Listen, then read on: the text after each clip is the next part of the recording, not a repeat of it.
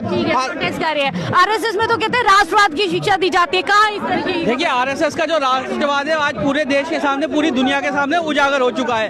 कल तक जो मदरसों को यौन शोषण का अड्डा बताते थे, आज उनकी खुद की शाखाओं के अंदर जो ये सब यौन शोषण हो रहा है वो बाहर निकल के आ चुका है।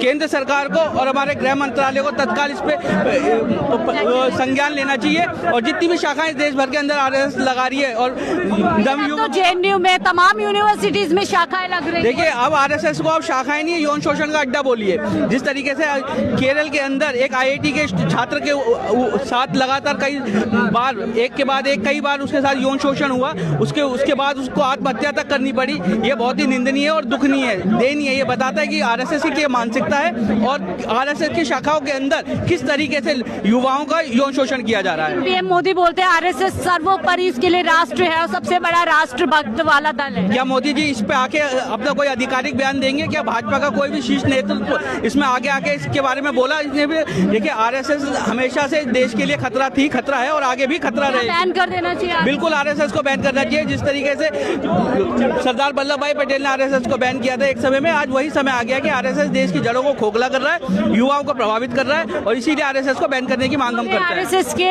युद्ध का मैदान में योद्धा पैदा हो रहे हैं। आरएसएस के योद्धाओं ने कौन सा युद्ध लड़ा है? कौन से बॉर्डर पे जाके करे हैं? कहीं भी कितनी आपदाएं देश के अंदर है, कहीं आरएसएस आपको दिखती है? आरएसएस आपको दिखेगी जहाँ पे ब्रेन वॉश करना हो, जहाँ पे लोगों की मानसिकता बदलनी हो, जहाँ पे दंगे उन्माद करने हो, सिर्फ आरएसएस वहीं दिखेगी। और